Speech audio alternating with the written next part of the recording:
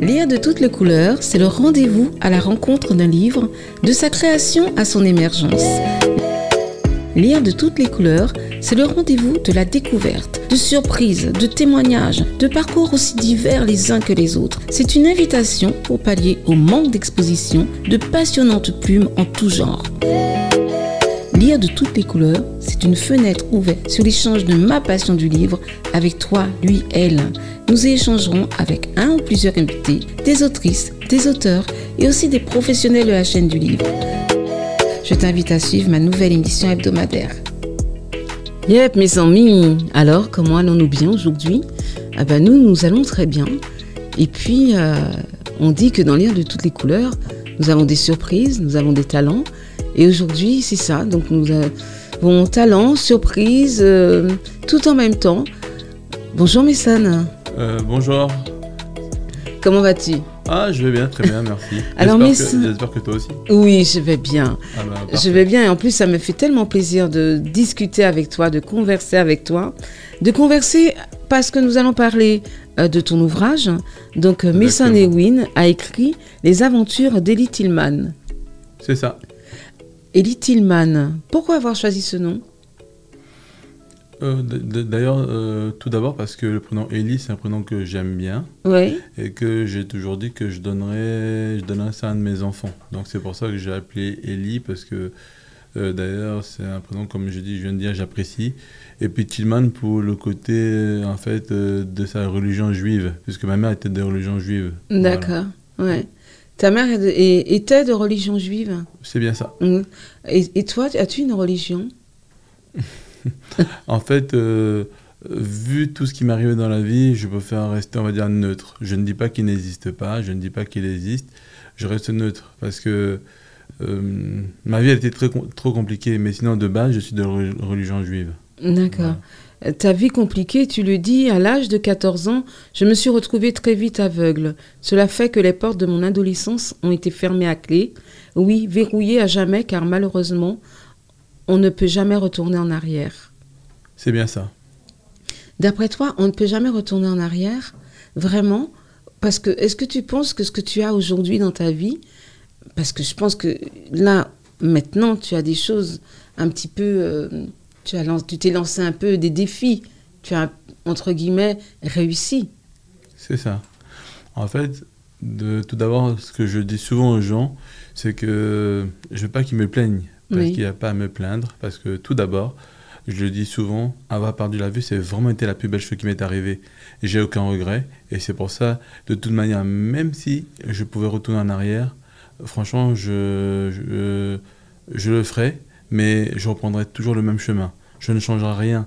Même si j'ai vécu des choses assez atroces, assez horribles, voilà. Et j'ai tout perdu, puisque ma mère, mon père sont décédés, mes deux frères, j'ai perdu la vue, j'ai été maltraité, mais en fait, non. Je ne reprendrai pas notre chemin, je reprendrai le même pour en arriver là où j'en suis aujourd'hui. Oui, parce que c'est un petit peu une revanche quand même. C'est ça, exactement. Ce que tu es aujourd'hui. Alors, tu es quelqu'un qui partage ta vie un peu partout. C'est bien ça. Un peu partout sur la planète. C'est ça. Ouais. Et pourquoi, comment tu en es venu là? Tout d'abord, déjà, je dis, moi, je suis un enfant du monde. Voilà. Je suis un enfant du monde, puisque on va dire, mon père était américain, ma mère camerounaise, sicilienne, et comme je disais tout à l'heure, de religion juive. Et ce que j'aime bien, c'est que je représente beaucoup pour moi la mixité dans le monde.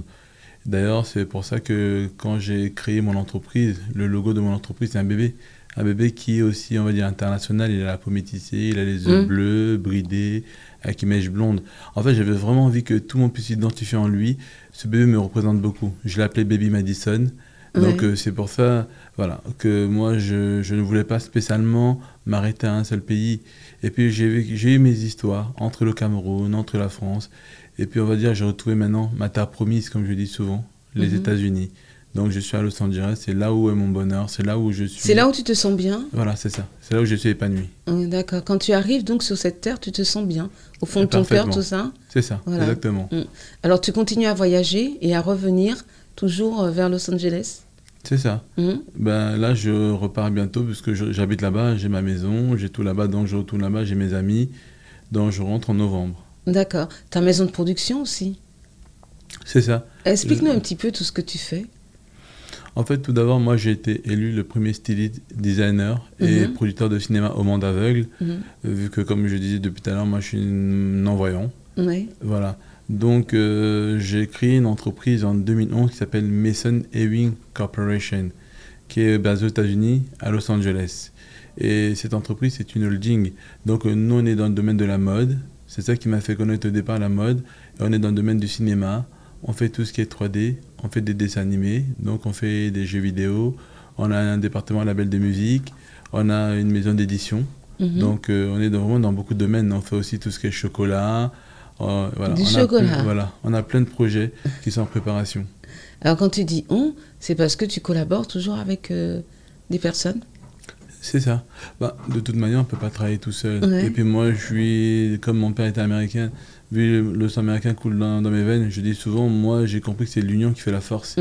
Et quand on peut pas travailler, moi, je ne peux pas travailler tout seul. En tout cas, j'ai besoin des autres. Et c'est ça qui est important. C'est avec les autres qu'on avance. On ne peut pas avancer tout seul. D'accord. Et comme je disais tout à l'heure, c'est ta revanche aussi, parce que tu dis que tu as vécu des choses difficiles dans ton enfance, dans ton adolescence. Est-ce que c'est avant d'avoir été aveugle ou après? Les deux. Parce que, pourquoi avant? Parce que, bon, moi, de mes 0 jusqu'à l'âge de mes 6 ans, je vivais au Cameroun, à Douala. Donc, le Cameroun, j'étais vraiment heureux. J'avais une mère qui m'a donné tout l'amour, un père, j'avais une arrière-grand-mère, j'avais une famille qui m'aimait. Et là-bas, j'étais un enfant épanoui. Et d'ailleurs, c'est ça qui m'a sauvé après tout ce qui m'arrivait après que je suis arrivé en France. Parce que j'ai eu de l'amour de 0 jusqu'à presque mes 7 ans, de l'amour de ma famille. Et après, en janvier 89, j'ai atterri en France. Oui. Donc, je suis mes bourreaux, mon oncle et ma tante. Et c'est mes bourreaux, on va dire, qui m'ont maltraité. Pendant 8 ans, ils m'ont battu, ils m'ont brûlé, ils m'ont séquestré, ils m'ont mis du piment dans les yeux, dans le sexe. Ils m'ont fait des tortures. C'était assez atroce. Donc, j'ai vécu des choses de mes 6 ans jusqu'à mes 14 ans. C'était très difficile, j'étais leur esclave. Parfois, ils me mettaient à genoux, les bras tendus, et j'avais des dictionnaires dans chaque main alors que j'étais un enfant. Donc, quand mes bras descendaient, ils me brûlaient avec des allumettes, avec des briquets, les bras. Donc, ils m'ont fait beaucoup d'atrocités. Et puis, la purée de piment dans les yeux pendant des heures, ça a duré des années. Oui. Et puis, un jour, malheureusement, mon crâne n'a pas supporté. J'ai eu des kilos de morve qui se retrouvent au cerveau à cause de la compression, des coups, parce que ma tante, elle prenait souvent ma tête, elle tapait contre les carrelages de la salle de bain.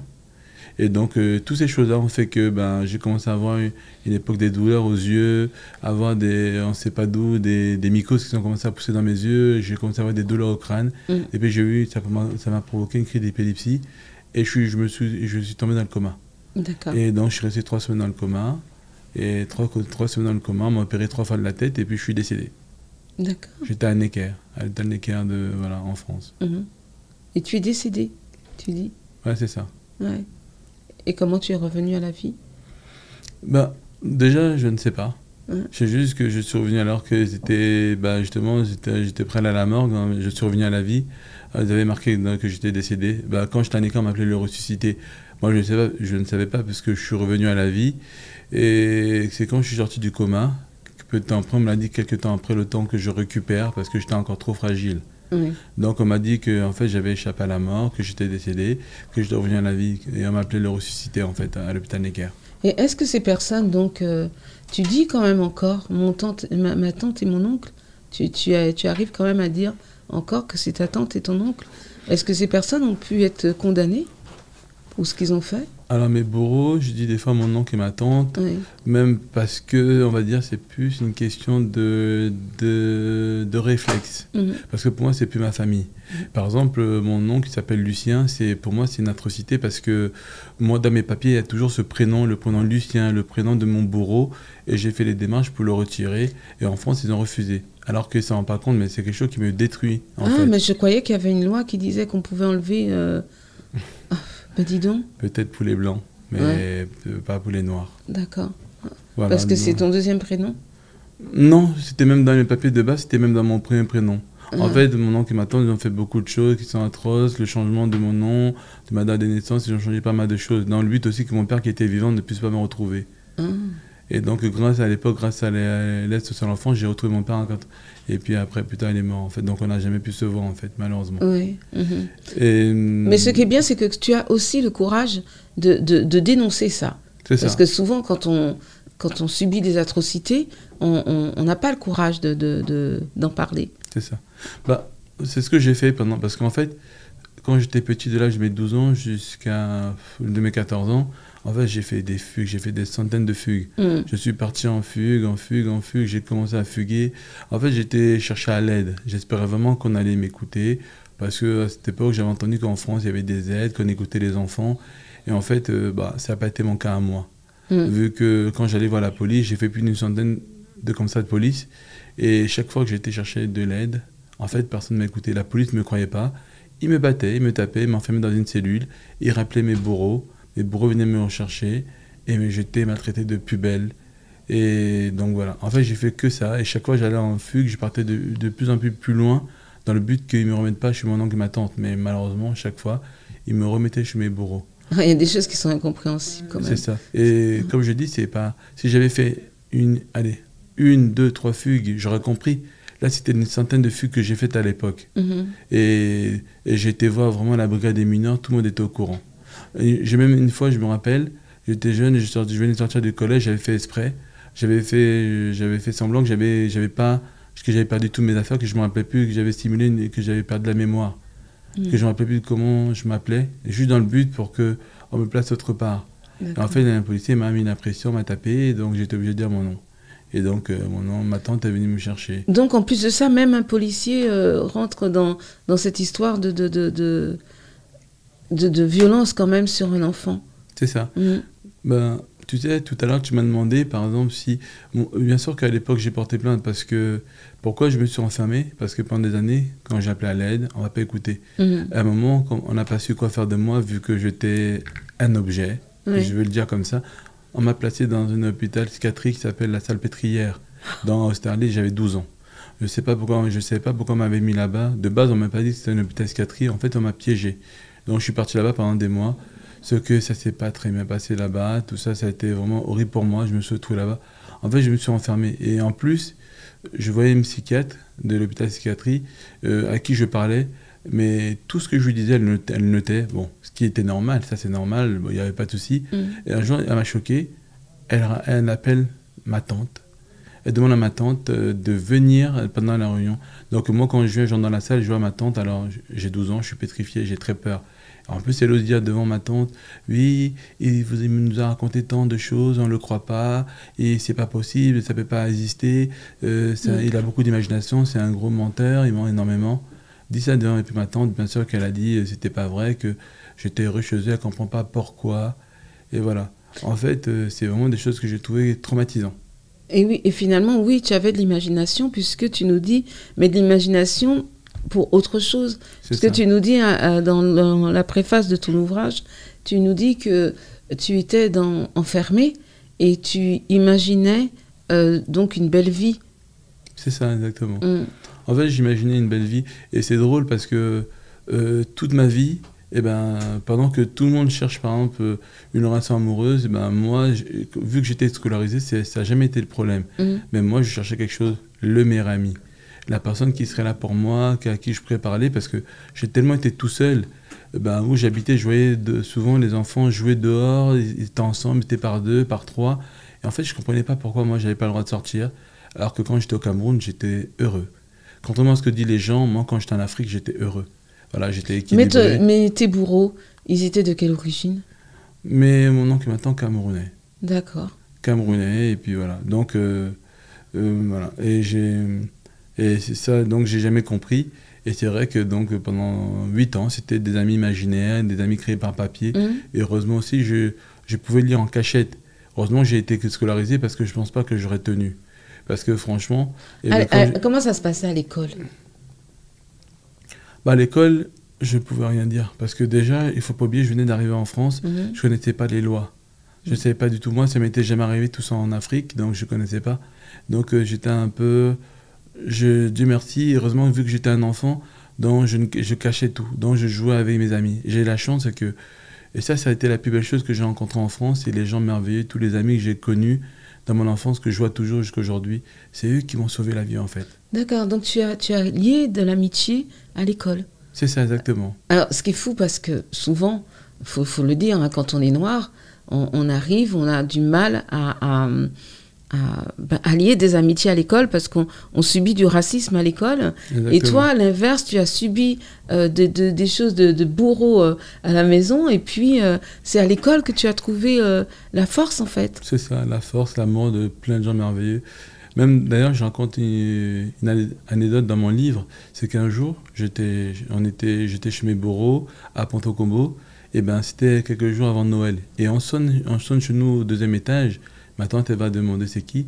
Et là, c'est mes amis de l'école primaire, de l'école Pablo Picasso à Ponto-Combo. Ils sonnent, et il y en a une qui s'appelle Julie Cordinier, elle était avec sa mère. Ils sont montés carrément en haut, et là, ils étaient plusieurs. Et j'avais appris que les enfants, et à l'époque, ils avaient encore 9-10 ans, eux, ils avaient compris que quelque chose n'allait pas. D'accord. Et c'est eux qui ont tous, Julie avec Stéphanie, tout ça, que je vois toujours jusqu'aujourd'hui. Ils ont tous ils ont vendu des gâteaux, tout ça. Et franchement, c'était magnifique parce que tout ça pour récupérer de l'argent. Et grâce à cet argent, ils ont pu m'acheter des cadeaux, un super blouson, un Walkman, des cadeaux de Noël. Et m'ont emmené des cadeaux quelques jours avant Noël. Et là, c'était mon plus beau Noël. Parce que depuis que j'étais en France, je vivais dans l'horreur. Et là, ta tante, elle a fait quoi? En fait, ma tante était furieuse. Son mari était énervé. Il pensait que j'avais parlé alors que j'avais jamais parlé, en fait. J'avais jamais parlé, je n'avais jamais rien dit. Mais ce qui est drôle, c'est qu'on devait m'entendre tout le temps crier. Mon oncle et ma tante se battaient souvent. Là, comme par hasard, les voisins appelaient la police. Et un enfant criait. On était même deux enfants criaient. Et personne n'appelait la police. Vous étiez deux à être torturés? Oui, il y avait aussi Anne-Karine. Voilà. C'est qui Anne-Karine? Anne-Karine, c'est ma cousine. En fait, Anne-Karine, c'était la nièce de mon oncle, Lucien Koala. Et justement, et moi, j'étais le neveu de ma tante. Voilà. Donc, ils ont chacun amené quelqu'un du Cameroun. Et ils percevaient de l'argent pour vous garder? C'est pour ça qu'ils ont changé notre date de naissance, qu'ils ont fait pas mal de choses, exactement. Et c'est pour ça qu'ils nous ont aussi scolarisés, parce que s'il n'y avait pas tout ça, c'est ça qui nous a sauvés. Parce que sinon, on n'aurait jamais été scolarisés. Donc, Karine a subi les mêmes choses que toi? Anne-Karine, exactement. Anne-Karine, voilà, oui. C'est ça. Et malheureusement, elle s'est fait tuer, elle est morte. Ah, ouais. D'accord. Ah dis donc. Elle est morte. Ah, c'est fou. Moi, ce que je trouve scandaleux, c'est que cette famille a fait des choses assez atroces. Par exemple, ma tante, elle a poussé une de nos cousines, sa nièce, le 2e étage, qui s'appelle Agnès. Agnès, elle est restée longtemps à l'hôpital. Très longtemps, elle était dans le coma. Elle a poussé du 2e étage. Les pompiers, la police sont venus. Et après tout ça, ils ont tous été libres. Même quand j'ai porté plainte, ils ont pris 1 an avec sursis. Moi, je devais toucher, soi-disant, 5 000 € de dommages-intérêts que je n'ai jamais reçu. L'argent, encore, je m'en fichais. Mais ce que je voulais juste, c'est être défendu, comme reconnaître et puis comme une victime, c'est ça. Et qu'ils soient punis. Exactement. Parce que finalement, ils sont dehors, ils ne sont pas punis. Ah non, pas du tout. Ils sont pas loin de chez moi, où j'habitais quand j'étais en France. Et pour eux, ils trouvent qu'ils n'ont rien fait, ils ne regrettent pas. Ma tante et son mari m'a dit que c'était bien ça que j'avais perdu la vue. Je n'avais que ce que je méritais. Et donc voilà. Et ils sont là, ça va passer pour des gens bien. Ma tante, elle est croyante, elle est témoin de Jéhovah. Elle va tous les jours à la semaine, toutes les semaines, elle va chez le témoin de Jéhovah. Et bon. D'accord, donc je comprends pourquoi le côté religieux, toi, tu as un peu écarté tout ça. Et là, quand on lit il y a de la joie dans ton ouvrage, parce que tu aurais pu faire autrement, tu aurais pu écrire un livre qui raconte l'histoire de quelqu'un en souffrance. C'est le cas, j'étais en souffrance, mais comme je dis dans ce livre, si je l'ai écrit, c'est surtout pas pour me venger, ça m'intéresse pas. Moi, une chose que je ne veux pas, c'est les ressembler.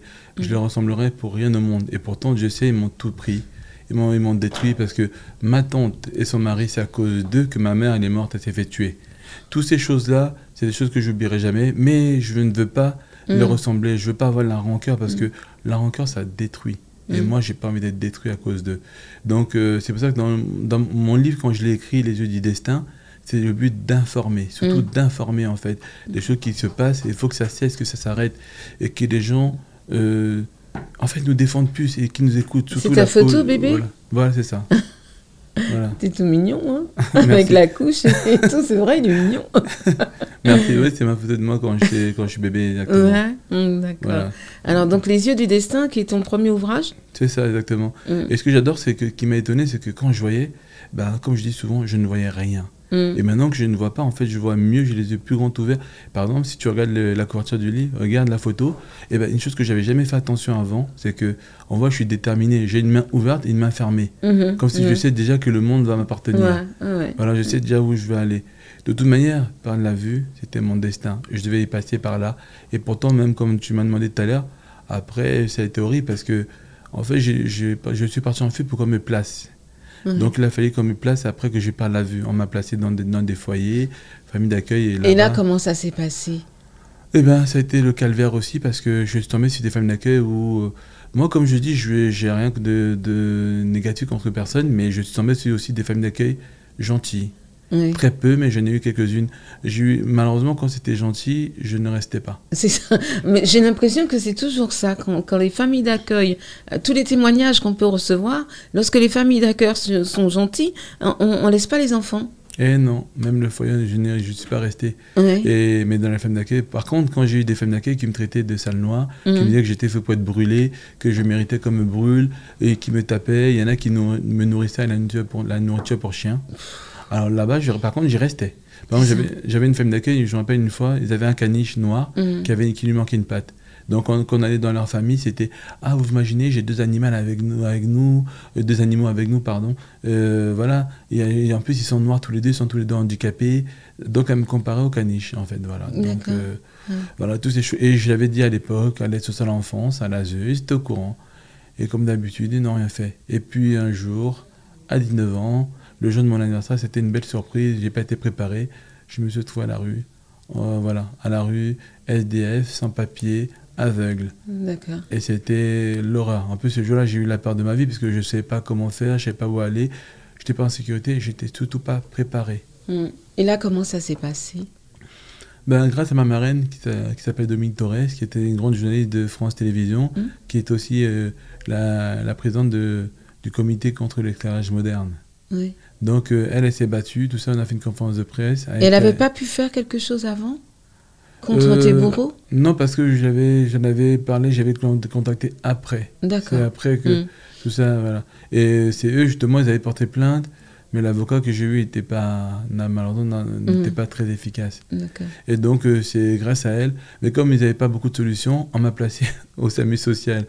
Alors, imaginez-vous, 19 ans, je dors, je suis dans une chambre, il y a des SDF, moi il n'y a aucun problème, j'ai rien contre eux, mais ils rentrent, ils sont bourrés, ils sont beaucoup plus âgés que moi, ils ont des fois 50 ans, et ils vomissent partout, ils se battent entre eux, donc j'avais peur, donc j'avais très peur. Et puis en plus, pendant que j'étais là-bas, l'horreur pour moi, c'est que j'ai subi des attouchements sexuels par un aide-soignant.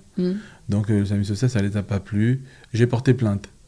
Et une fois de plus, tout le monde était au courant, que ça s'enfonce et partage, tout le monde, et malheureusement, une fois de plus, j'ai pas été protégé. Parce que à ce moment-là, tu es considéré comme un adulte, puisque tu as 19 ans. C'est ça. Adulte ou pas, moi j'étais encore trop fragile avec mon passé. Adulte ou pas, je pense que je venais d'avoir 19 ans, j'étais encore trop jeune. Et puis me retrouver à la rue, sans papier, En fait, il faut pas oublier que 19 ans, ça faisait 5 ans que j'avais perdu la vue. Ben oui. Au bout de 5 ans, j'étais encore fragile, j'étais pas encore prêt. Je l'avais pas encore accepté, je le vivais parce que j'avais pas le choix. Mais c'était très dur de me dire que voilà, j'étais aveugle, que je ne la retrouverais pas en fait. Et donc, quand ça m'est arrivé, ça m'a traumatisé. C'était très très compliqué, très très dur. Et comment on en est, avec tout ce que tu as eu, comment tu en es là aujourd'hui, où tu es? Ton parcours? En fait, je dis souvent, c'est l'amour de ma mère. C'est l'amour de mes potes, de mes amis, de gens que j'aime. Et j'ai tout été déterminé. En fait, je sais ce que je veux, je sais là où je veux aller. Et pourtant, Dieu sait, on n'a pas cru en moi. J'ai le droit à des critiques, des méchancetés. Je me suis fait attaquer même sur le net. Oh là là, j'ai le droit. Mais de toute manière, quand on est trop gentil, de toute manière, on va dire pour les gens limite fragile, puisque un non-voyant est fragile pour les gens. Oui. Mais heureusement que moi, je suis déterminé. Mon passé m'a rendu fort. C'est pour ça que je le dis souvent. Non, je ne regrette pas. Et si je devais tourner en arrière, je prendrais le même chemin. Et c'est pour ça que je le dis aussi, effectivement, avoir perdu la vue, c'était la plus belle chose qui m'est arrivée. Les gens, je les emmerde. C'est pas grave, tant pis. Comme je dis, quand j'ai vécu mes choses, c'est moi-même qui les a supportées, c'est personne. Personne ne pourra jamais ce que moi j'ai enduré. Donc, oui, qu'on fasse des trucs, des rumeurs, j'ai eu le droit à la méchanceté. À l'époque, le menteur, les mythomanes. J'ai même droit aux pédophiles. Ah, j'ai droit à beaucoup de choses. D'accord. Et j'ai passé mon temps à porter plainte auprès de la police, une fois de plus. En fait, c'est pour ça que je suis aussi parti. Oui, tu parles d'Internet, que tu as subi des choses parce que tu es très présent sur Internet. C'est ça. Ouais, notamment sur Instagram, là je regarde, 22,8K. C'est pas mal ça. C'est beaucoup. Oui, c'est vrai. Mais... Et pourtant, tu ne parles pas de ton handicap. Hein. Moi, j'ai regardé un peu, tu parles de ce que tu fais en fait. Exactement. Parce que pour moi, je suis une personne comme tous les autres. C'est pour ça que je remercie beaucoup les Américains parce que, en fait, ici, on m'a pris pour ce que je n'étais pas. En fait, juste quelqu'un qui avait 2 handicaps, la couleur de peau. Ouais. Et... Ah non, je refuse qu'on dise que notre couleur de peau est un handicap. Moi aussi, je refuse. Mais moi, je suis très fier de ma couleur de peau. Mais c'est vrai qu'aux yeux des autres, c'est un handicap. Exactement. Mais moi, j'en fais une grande fierté de ma couleur. Exactement. Moi, c'est pareil. Et c'est pour ça que je suis parti aux États-Unis. Et comme je dis souvent aux gens, pensez ce que vous voulez. J'ai jamais dit que l'Amérique était parfait, mais au moins, ils m'ont accepté comme j'étais. Ils m'ont sauvé la vie. Parce que quand je suis parti d'ici, la première fois, c'est parce que j'ai fait un choc émotionnel une fois de plus. Quand un malin m'est tombé dessus, je suis devenu diabétique. Alors que je ne mangeais pas de sucre, je n'étais pas fan de sucre. Et ça m'a énormément affecté. Ça m'a détruit beaucoup. Mais comment tu t'es sorti du SAMU social ? Comment je me suis sorti du SAMU social ?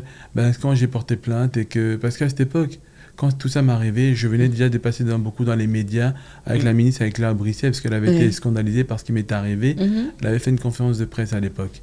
Et peu de temps après, ça m'arrive. Donc, le SAMU social ne pouvait pas me garder. Après ce qui m'est arrivé, j'étais trop affecté. D'accord. Et on m'a placé après dans un hôtel social. Là-bas où j'étais super bien, j'ai rencontré, d'ailleurs je le remercie jusqu'à aujourd'hui, David Berly, qui était le dirigeant de cet hôtel, qui est toujours ami avec moi aujourd'hui. Et lui, il était merveilleux, il m'a sauvé la vie, il a cru en moi, c'est lui qui m'a donné justement cette place là-bas. Et j'ai pu partir du SAMU social. Et d'ailleurs, quand j'ai commencé le mannequinat, David, c'est une des premières personnes qui a cru en moi, qui n'a pas hésité à me laisser recevoir à l'époque mes projets des gens, des mannequins qui venaient à l'hôtel. Mais c'est ça, c'est à quel moment tu te dis, allez hop, il faut que je fasse quelque chose de ma vie? C'est ce que tu te dis? Tout a commencé en 2001, ça fait exactement 22 ans. Tout a commencé en 2001. C'est là les choses sont vraiment parties, où je me suis dit, tiens, maintenant, il est temps de faire les choses. Parce que je voulais déjà faire du cinéma, du mannequinat depuis longtemps. Le mannequinat, c'était pour réaliser le rêve de ma mère. Parce que ma mère était mannequin, styliste, modéliste. Et après, le cinéma, c'était mon rêve à moi, c'est le premier amour de ma vie. Mais quand j'ai perdu la vue, j'ai refusé que ce soit un obstacle pour moi. Je refuse de me mettre des freins. De toute façon, si je devais perdre la vue, ça devait être mon destin. Ouais. Et donc, tu te découvres styliste comme ça? Non, je l'ai toujours voulu faire. J'ai dessiné déjà. Je faisais déjà. En fait, ma tante, celle qui m'a maltraité, elle met aussi la mode dans ma famille. C'est vrai que c'est quelque chose que j'adorais. Que quand chaque fois qu'elle passait son temps à coudre, j'étais assis par terre, je regardais. J'étais fasciné par ça. C'est un héritage que j'ai eu de ma mère. Donc j'ai toujours voulu faire ça. Et c'est vrai que avoir pas de la vue, ça m'a encore plus déterminé. Ça m'a encore plus donné l'envie de le faire. Ok, mais comment donc tu commences grâce à ce monsieur David, c'est ça? David Berly, voilà. D'accord. Donc tu fais des choses et tout, et puis d'un seul coup raconte-nous un petit peu. On a envie de savoir comment. Déjà tu as réussi à écrire ton ouvrage Les yeux du destin. Justement, comme c'était très compliqué, j'ai eu beaucoup de refus, beaucoup de monde n'a pas cru en moi. Voilà, donc c'était compliqué. J'écrivais à des entreprises, comme Givenchy, les gens ne me répondaient pas. Et puis j'ai rencontré quand même quelques personnes comme... tu écrivais quand même, hein? Oui, j'écrivais aux gens. Oui, ok. Quand je dis j'écrivais, je demandais à quelqu'un d'écrire pour moi, bien en sûr, fait. Bien sûr. D'écrire des courriers, j'écrivais, j'envoyais, et puis les gens ne me répondaient pas. Mais c'est pas grave, j'étais déterminé. De toute façon, plus les gens n'avaient pas envie de m'aider, et puis j'avais envie de leur montrer que j'allais y arriver. Donc j'ai rencontré effectivement comme Sandrine, c'est une amie qui s'appelle Sandrine, par exemple Sandrine de Goldstein. C'est quelqu'un qui m'a beaucoup aidé à l'époque à diriger une école d'esthétique. Donc j'avais besoin pour faire mon premier défilé par exemple de maquilleur, de coiffeur. Direct, elle a cru en moi. Tu vois, par exemple, Sandrine, j'étais la voir il y a 2 semaines. Aujourd'hui, c'est une amie. C'est la première personne vraiment avec David Berly et puis d'autres personnes qui m'ont aidé. avec mon parrain Olivier Lapidus. C'est des gens vraiment qui ont cru en moi. Olivier Lapidus s'est beaucoup battu pour que je puisse m'intégrer. Alors que lui aussi, c'était très compliqué pour lui. Les gens n'y croyaient pas. Un aveugle qui veut faire de la mode, voilà, c'était très dur. Et pendant, je me suis battu de 2001 jusqu'à 2006. Ouais. C'était compliqué. Puis en 2005, je me suis dit, il faut que ce que je vais faire, je vais leur montrer de quoi je me chauffe. J'ai eu l'idée de lancer la première marque de vêtements au monde avec du braille. D'accord. Alors, explique-nous ça. En fait, c'est une marque, tout simplement, la marque, elle s'appelle Madison Color. Elle porte le nom du bébé Madison, du baby Madison, voilà. Et donc, dessus, il y a du braille, parce que je voulais que la marque soit accessible aux personnes aveugles et aux personnes voyantes. D'accord. Alors, comment tu donnes une marque de mode comme ça, accessible en braille?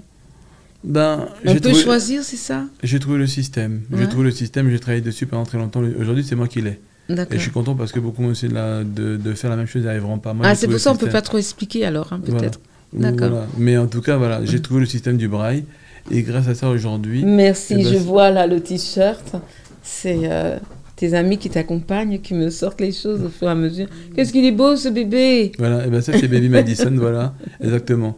Et donc, la marque s'appelle Madison Color, porte son prénom à lui. C'est lui l'ambassadeur de l'entreprise, c'est lui l'ambassadeur de la marque. Et donc...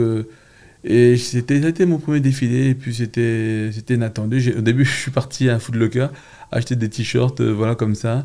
Et après, j'ai trouvé une entreprise pour faire du flocage au départ. Oui, je vois, hein, c'est floqué quand on touche. Là, aujourd'hui, c'est la sérigraphie. Celui-là, c'est des t-shirts. Mais à l'époque, c'était vraiment parce que je débutais. Plus, voilà, j'avais pas l'argent, j'avais pas de soutien. Donc, j'ai fait par les moyens du bord à l'époque. D'accord. Par exemple, à l'époque, quand j'ai fait mon premier défilé, j'avais l'idée du braille, mais le braille, je ne l'avais pas encore trouvé comment j'allais faire le système. Donc, c'est pour ça que les premiers t-shirts n'avaient pas de braille. Alors, ça veut dire que quand on prend un exemple, je suis aveugle, je veux m'acheter un vêtement, je viens et je touche, c'est ça?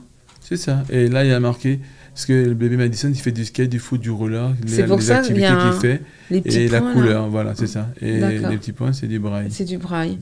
Et justement, la question que je me posais, est-ce que ton ouvrage, on va en parler, hein, Adélie, est-ce que tu as prévu de le sortir en braille? Non, je ne sortirai pas en braille, parce que franchement, je n'en ai pas envie, honnêtement, parce que j'ai déjà sorti, je pense que, je vais être honnête, moi, je ne suis pas spécialisé pour les personnes handicapées. Et je ne veux pas entrer dans cette étiquette-là, parce que je suis handicapé. Je le fais vraiment parce que mon but, c'est de faire comprendre aux gens qu'on est tous mais égaux. Je voulais dire, mais aussi en braille. Non, justement, je vais expliquer pourquoi. Si je ne veux pas le faire, c'est parce que tout simplement, déjà, les ouvrages en braille, c'est très compliqué, c'est beaucoup trop d'exemplaires, il y en a beaucoup trop. Mais par contre, le livre, là, il sort prochainement en audio. En ce moment, il est en train d'être lu. Je choisis quelqu'un parce que les non-voyants, ils adorent aussi beaucoup écouter, ils aiment beaucoup lire en audio. Donc, le livre en audio. Et j'ai aussi pensé aux malvoyants parce qu'il y a beaucoup de malvoyants qui disent que malheureusement, les livres ne sont pas adaptés pour eux parce que, par exemple, les caractères, je crois que les livres en général, c'est du 12. Ben nous, par exemple, on va sortir notre livre d'Elie Tillman qui sera du 16 ou du 17 pour que justement les malvoyants puissent le lire. Tu parles de la police, c'est ça? Voilà, la police, voilà. Et puissent lire le livre avec une loupe. Parce qu'il y a beaucoup de malvoyants qui disent avec une loupe, en fait. Mais quand c'est un livre, par exemple, comme celui d'Elie Tillman que tu as à la main, par exemple, ils ne peuvent pas le lire. Parce que c'est au niveau de caractère de la police, c'est du 12. Oui, mais ça va, tu ne leur fermes pas à l'histoire puisqu'il sort en audio.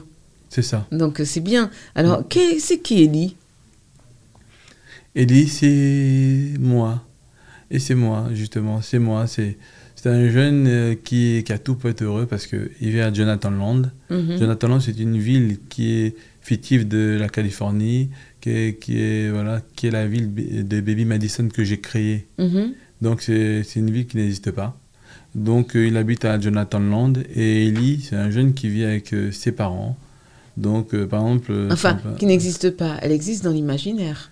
Voilà, c'est ça. Donc on peut s'imaginer qu'elle existe. Exactement. Surtout que j'ai... surtout que tu détailles bien en plus. Voilà, c'est ça. J'ai tout créé la ville. En plus, la ville a été créée, j'ai sorti des photos, on a tout fait en fait de la ville.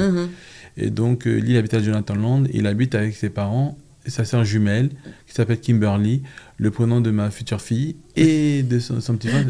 Voilà. Tu as déjà tout pour la planifier, ta future fille. J'ai les mêmes prénoms et les mêmes noms depuis que j'ai l'âge de 6 ans. Ah, d'accord. Depuis l'âge de 6 ans, je vais appeler mes enfants comme... depuis l'âge de 6 ans, j'en veux 12. J'ai jamais changé d'avis.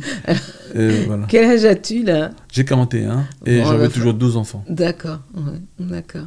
Et donc, c'est une histoire de chocolat aussi, hein? Une histoire de chocolat? Oui, avec Élie. Pourquoi de chocolat? Parce que quand il est à table avec son chocolat, son petit déjeuner. C'est vrai. Et pourtant, je ne suis pas fan je n'aime pas le chocolat. Et pourtant, je n'aime pas le chocolat. Ouais. Mais c'est parce que, en faisant des études, je me suis rendu compte que le chocolat, c'est ce que les jeunes, ils adorent. Ouais, ok. Ils aiment beaucoup ça. Moi, je ne suis pas fan du chocolat, mais les jeunes, ils aiment beaucoup ça. Donc voilà, donc c'est pour ça. Je voulais vraiment qu'Élie ressemble beaucoup, que les jeunes puissent s'identifier à lui. Oui, et puis tu nous le mets dans une ville, mais tu nous le mets aussi avec des amis. C'est ça. Voilà, comme je disais tout à l'heure, il vit avec ses parents, sa sœur Kimberly, son petit frère de 10 ans, Conrad. Oui. Et aussi, il a la chance d'avoir ces amis que moi, je n'ai jamais eus quand j'étais jeune, qui me manquaient en fait, parce que je les avais à l'école. Mais je veux dire, j'aurais aimé pouvoir aller dormir chez un ami, pouvoir sortir, aller jouer avec eux dehors. Ah oui, tu ne pouvais pas les inviter chez toi. Voilà, et je ne pouvais pas les inviter, et je ne pouvais même pas sortir. J'étais enfermé. Ah oui. Et j'étais même enfermé pendant des années, à un moment, je ne pouvais même pas aller aux toilettes. Donc, et tu nous mets tout l'inverse dans ton ouvrage. C'est ça, exactement. Sauf, je n'ai pas lu, je n'ai pas lu Les yeux du destin. Donc je ne sais pas ce qu'il en est, mais dans ton ouvrage Élie Tillman, Les aventures d'Élie Tillman, qui est sorti là. C'est ça. En fait, il est sorti le 25 septembre aux États-Unis. Oui. Voilà, donc en version anglaise, parce que de base, c'est un livre américain, de base, c'est la langue traditionnelle anglais, et est sorti le lundi 2 octobre en France. Et le toucher est doux. Le toucher de l'ouvrage. Ah oui? Oui. J'avais jamais fait attention. Oui, c'est doux, c'est parce que la couverture, elle est douce, elle est... je sais pas, je demande à tes amis, mais je la trouve... elle est pas plastifiée. Alors, je sais pas ce que c'est comme grammage du papier, mais ouais, c'est... Alors, tout ça, ça a été fait aux États-Unis. Voilà, c'est ça. Alors, le choix des couleurs, qui choisit pour toi? Personne. C'est toi qui choisis toi-même? Oui, j'ai vu pendant longtemps, dans les couleurs, je les connais sans problème, j'ai aucun souci. Oui, puisque tu as vu jusqu'à l'âge de 14 ans. Voilà, c'est ça. Et en plus, aujourd'hui, je vois encore un tout petit peu. Le jour, la nuit, j'ai mon néotique qui n'est pas totalement mort, en fait. Voilà, mais je préfère dire avec parce que les gens me demandent toujours les mêmes choses. Oui. En fait, c'est fatigant, c'est... Ah bon, mais tu vois quoi? Et puis, ah bon, mais comment tu vas pouvoir? Et puis, je me suis pris la tête il n'y a pas très longtemps avec un ami parce que leur blague sur les aveugles, je trouve ça nul et je trouve ça bidon. Donc, je leur dis, stop, ça m'amuse. À un moment, ça va, mais pas tout le temps. Et ça, c'est agaçant. Voilà, donc... Oui, c'est pour ça qu'on dit malvoyant parce que c'est comme ça. On n'est pas forcément non plus totalement aveugle. Hein. C'est ça. On a encore du mal à comprendre aussi la malvoyance parce que peut-être que c'est pas non plus beaucoup expliqué. Les gens ne savent pas que des fois, comme tu dis tout à l'heure, des fois on voit tout en étant malvoyant. C'est ça. Alors donc, tu choisis qui a fait alors c'est assez marrant parce que sur la couverture, on a mi-ange, mi-démon. Moi, je trouve. Parce que tout en haut, là, le petit bonhomme en haut, là, qui est dans une flamme. Oui. Je sais pas si tu vois, mais... oui, dans le juste au-dessus, voilà, juste au-dessus. On a l'impression que c'est un vrai petit démon, quand même. Hein. Parce que c'est la collection, c'est le nom de la collection. D'accord. C'est ça, Aventurier fantastique. Tout ça, voilà, donc ça va être des choses... De toute façon, Élie Tillman, c'est un livre qui il y a tout un côté fantastique, aventurier. Bon, alors, résume-nous l'histoire. L'histoire, c'est un jeune qui s'appelle Élie, qui est Tillman. On ne va pas tout dire. Hein. Voilà, Tillman qui a bientôt 17 ans. Oui. Comme je dis, il a une sœur jumelle. Et Élie, il a une chose, c'est qu'il a 2 bons amis. Tout à l'heure, tu as dit Élie, c'est moi. Oui. Oui. Alors, est-ce que c'est parce que tu nous as mis dans cet ouvrage des choses que tu aurais souhaité vivre? Exactement. C'est pour ça que j'ai dit qu'Élie, c'est moi. Parce que, comme j'ai dit, par exemple... d'avoir ses 2 amis, ses 2 meilleurs amis, d'avoir la liberté, de pouvoir profiter, de faire des choses. Bah, Ellie, c'est moi. Et puis les aventures qu'il vit. Ouais, c'est... Oui, que j'ai rêvé, exactement. Ouais. Et à part ça, à part écrire, qu'est-ce que tu fais d'autre? Non, mais je sais que tu fais plein de choses, mais Ouais. j'ai envie que tu nous le dises. Oh, je fais beaucoup de choses, vraiment beaucoup trop de choses. Et Ah, trop de d'ailleurs, choses. oui, beaucoup trop de choses, qui fait que même en France, les gens trouvent toujours qu'on s'éparpille. Et c'est ça que Non. j'aime, c'est ça que j'aime Alors, aux États-Unis. non, Moi, mais attends. Est-ce que toi, tu penses que tu fais trop de choses ou est-ce que tu dis je fais trop de choses en pensant à ce que les gens disent? non, moi, personnellement, je trouve que je fais beaucoup de choses, mais je trouve que je les fais parce que j'en ai envie. D'accord. Mais ce que pensent Donc, les c'est autres, pas trop. je m'en fiche un peu de ce que pensent les autres. Mm. Mais oui, mais là, je suis en France. Oui. Sauf qu'aujourd'hui, malheureusement, ben, on me le dit encore souvent. Tu fais, ben, voilà. Mais on Moi, s'en fiche des autres. On est Exactement, d'accord. on est d'accord. Voilà. Donc, tu ne fais pas trop de choses. Tu fais ce dont tu as envie de faire. Exactement. Voilà. Donc, tu fais pas trop de choses. Alors, qu'est-ce que tu fais? Alors, par exemple, en France, là, qu'est-ce que tu as fait? Tu es arrivé depuis le mois de septembre pour la C'est promo ça. de l'ouvrage? C'est ça. Donc, j'ai fait pas mal de médias. Je suis passé dans pas mal de médias. J'étais invité dans pas mal d'événements. Mhm. J'étais invité à un moment par la ministre. Mhm. Laquelle? Charlotte Cobel, D'accord. qui s'occupe de tout ce qui est l'enfance, tout ça. À la fin d'événement, m'avait invité. Donc, j'étais invité dans des événements. Et j'ai fait pas mal de médias. Et puis là, je travaille sur mon prochain film. Surtout mon prochain film, et je profite aussi de voir, je passe du temps avec mes amis, Ouais. avec mon meilleur ami, et voilà. C'est qui ton meilleur ami? Ah, son prénom, c'est ça? Oui. Mon meilleur ami s'appelle Dorian. Voilà. D'accord. Ok. Il s'appelle Dorian, on était ensemble d'ailleurs hier. Ouais. Il m'a invité, puisque vu que je viens d'avoir mon visa. Mhm. Ton visa pour? Pour les États-Unis. D'accord, ça veut dire que à chaque fois, tu es obligé de prendre un visa pour aller aux États-Unis? Non, pas du tout. C'est que je l'avais jamais fait avant. Avant, j'allais comme ça avec les stars, ou j'allais avec un autre visa qu'on m'avait donné les Américains, mais je ne pouvais pas travailler là-bas. D'accord. Donc, je suis resté là-bas pendant des années. Et puis, en fait, là, j'ai décidé de faire un avocat. Ça m'a coûté beaucoup d'argent. Parce qu'en fait, je ne vais pas passer par ma famille américaine. Parce que sinon, je vais leur devoir beaucoup de comptes et je ne veux pas. Tu veux plus devoir à ta famille? Non, rien. Je préfère me débrouiller tout seul. Donc, j'ai pris un avocat. C'était risque et péril, mais au moins, j'ai bien préparé les choses. Et mon visa, j'ai un visa de 3 ans d'artiste. Donc, je peux travailler aux États-Unis, je peux habiter là-bas maintenant sans aucun problème.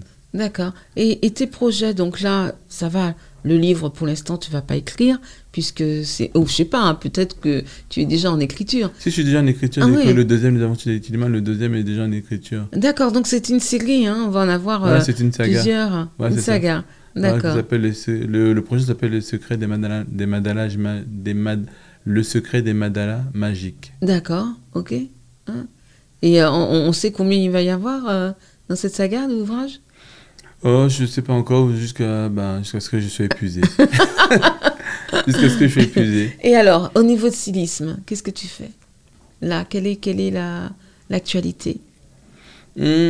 L'actualité, c'est que je prépare justement quelque chose, c'est pour sortir la marque Madison Color à l'échelle mondiale.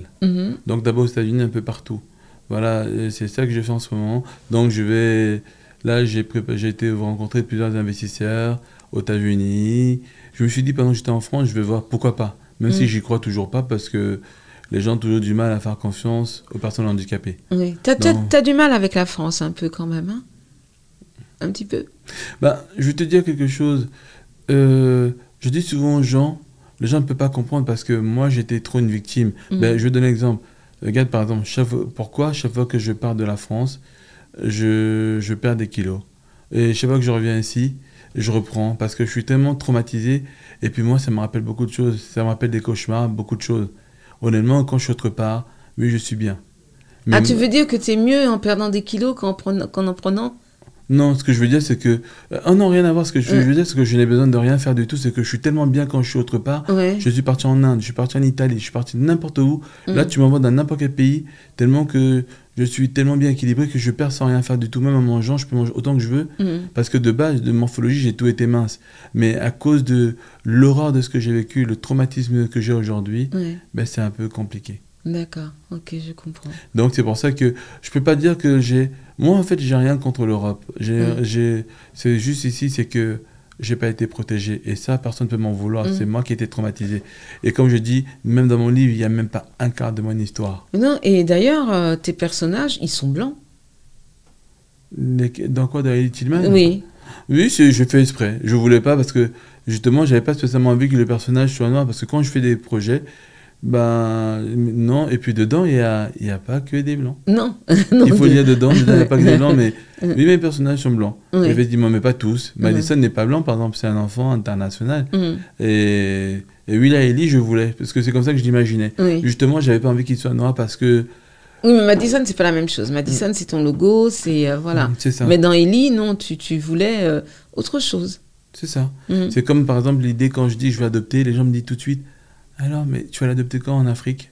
Mais en fait, j'aime pas du tout ça. Je sais pas, pour moi, un enfant, c'est un enfant. Si je dois adopter, j'aime pas la France, mais ça veut pas dire que je vais pas adopter en France. Si je dois adopter en France, j'adopterai en France. Quel rapport à l'enfant? C'est pas sa faute à lui.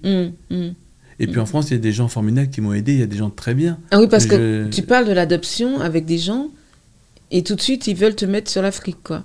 C'est ça. Ouais. Et alors, est-ce que quand les Blancs adoptent, ils adoptent des Noirs, des Vietnamiens ou des Asiatiques? Est-ce qu'on leur dit quelque chose? Dans ce cas-là, les Blancs aussi, moi je leur dis pareil, mais quand est-ce que tu adoptes un enfant blanc? Il y a des Blancs qui adoptent de tout, ils s'en fichent totalement. Et pourquoi nous... En fait, moi, j'aime pas toutes ces étiquettes. Donc, je voulais exprès. C'est ça qui est bien, c'est que les gens me disent « Ah bon, mais... On me l'a dit il y a pas longtemps encore. Ah bon, mais il est blanc. » J'ai dit « Tant mieux, c'est ça. » Alors, dis, on peut retrouver... Pour acheter ton livre et pour le lire, on va où? Alors, si les gens veulent connaître les aventures d'Ellie Tillman avec ses deux amis, Logan Lost, justement, et Johnny Glanderwood, il peut acheter le livre et il est à la FNAC, c'est Amazon, Kobo, deux sites, tout ça, voilà. D'accord. Donc, il peut l'acheter. Oui, et on peut te suivre sur quoi? S'il veut me suivre, les gens peuvent me rajouter c'est mieux sur Instagram. Donc, il tape Mason, c'est M-A-S-O-N, et puis le nom de famille, c'est Ewing, E-W-I-N-G, et puis c'est marqué Mason Ewing officiel, voilà.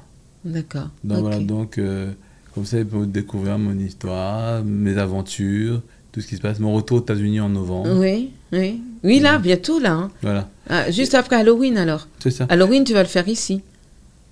Oui. C'est vrai. Ah non, T'as mal calculé ton coup.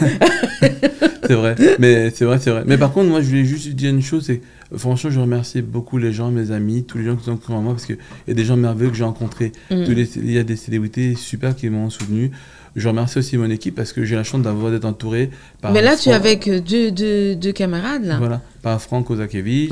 Et là, voilà, qui est mon bras droit. Voilà, donc, il y a Baba Wade, il y a Zachary Malek, il y a Eric April, il y a mon meilleur ami qui s'appelle Dorian. Oui, ce que tu nous as dit. Bortoluzzi, voilà, tu vois, je le dis bien. Bortoluzzi. Voilà, Dorian, voilà. Voilà, qui est quelqu'un de formidable. Puis voilà, mes super amis, tous les gens que j'aime beaucoup. Et merci à tous parce que c'est ça qui est génial. Et puis c'est aussi la force qu'ils t'ont apporté dans tout ton désespoir qui a fait que tu es qui tu es aujourd'hui. Exactement, c'est ça. Ah, mais de toute façon, je ne serais pas là sans eux, je ne serais pas là sans eux, je ne serais pas là sans ma mère, je ne serais pas là sans cette détermination et puis surtout le monde artistique qui m'a sauvé. Et ça, je le dis toujours, le monde artistique, c'est le grand amour de ma vie. Et ça passera toujours avant. Comme quoi que la culture, ça sauve. Merci beaucoup, Mason. Au plaisir, j'étais ravi et merci beaucoup pour cette invitation. Et pour vous qui continuez à m'écouter sur les ondes de Globe Radio, merci. Une question à me poser, un sujet, un ouvrage à me proposer, c'est par email sur lire-de-toutes-les-couleurs@gmail.com. Merci aussi de nous suivre sur les réseaux avec le hashtag Lire de toutes les couleurs. Retrouvons-nous chaque samedi à 13h sur Globe Radio avec l'original de Lire de toutes les couleurs et le mercredi même heure, c'est la rediff. Surtout, faites des bêtises, ouvrez des livres. En belle Thibaut, à la semaine prochaine.